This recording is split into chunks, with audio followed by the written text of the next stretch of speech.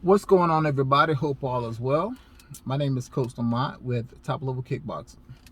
So this is going to be episode 1 of X Coach. In these episodes, I'm gonna cover different things that your coach may know and different questions that you may ask your coach, or different things that a coach may know that your average student may not know. So again, this is episode number 1.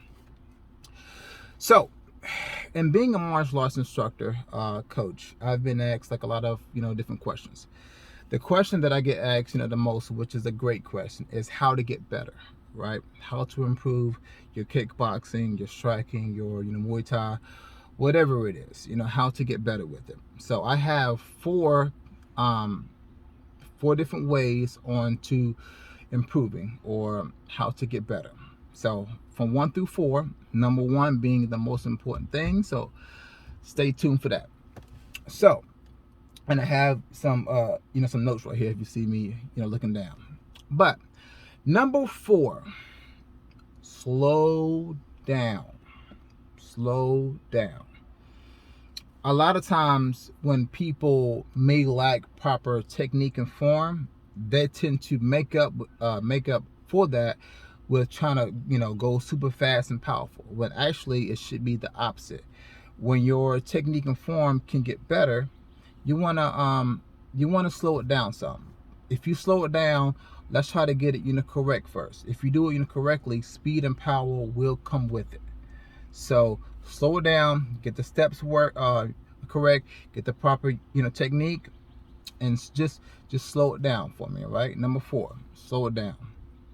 Number 3 is that you want to learn from other instructors, other teachers. First, let me say this: that don't mean that this is your first week training.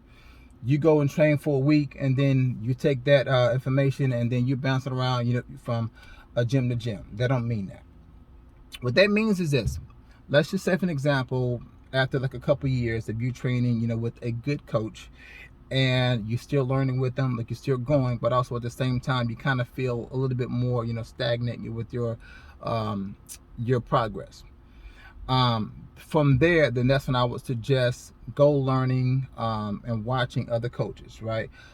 Maybe the things that your coach is saying is correct, but sometimes hearing it from a different voice can kind of register like a little bit differently. It's like, oh, so that's what they were talking about. Okay. So number 3 is going to be about learning from different instructors, different coaches, because it's like again, just having a different ear after you've been training for a while and you have a solid foundation of what the basis is. Now, if you are the things that your coach is still trying to teach you, if you're still kind of struggling to learn those kind of things first, I would, for the most part, stay really focused on them and try to kind of get that down first if you have a good coach. But in general, once you've learned a lot from them, then over like a period of time, I would suggest learning from other coaches, other teachers. Number 2 is going to be is to practice what you can improve on. It is easy to do things that come natural to us, right? So let's just say, for an example, if I am naturally a good boxer, right? So like my hands are really good. It's easy for me to practice what I'm good at. But to actually improve, you have to practice on things that may not come quite as natural to you. Let's say, again, I'm a good boxer. If I'm working on a bag, I can work on my it's easy for me to work on my hands. If I'm sparring, easy for me to work on my punches. But how about scale back those like the punches from and work on your kicks more? Maybe if you know that, all right, I need to get better with my kicks, then that's what you need to practice on. It's going to be uncomfortable, and that you're probably not going to like doing it, but you're not going to enjoy things that you're not looking very good at. Now, over time, as you do more, as you start to get better with it, you will enjoy more. But we're talking about making growth. We're talking about getting better. So you have to practice on things that that you need to improve on, regardless. Maybe it's your clinching, maybe You are, really good at kicks, but but you need to work on your hands more. Maybe it's your footwork. Maybe it's your angling. Maybe it's your countering. It's your distance management. Whatever it is, all right. If you need to know, what that is, ask your coach.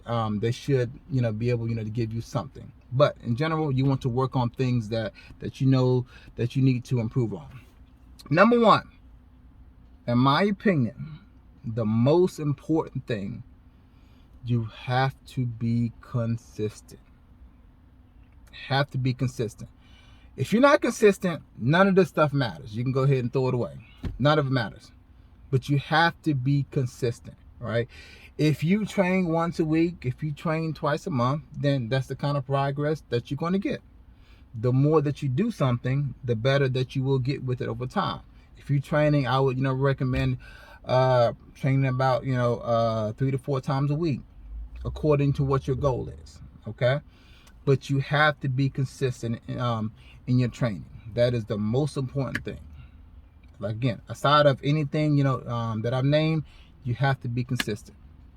So, in my opinion, that is the top 4 ways to get better with your striking, with your kickboxing, like in Muay Thai. Number 4 is that you have to slow down. Number 3 is that after like a period of time, you want to start to learn more from other coaches, other teachers.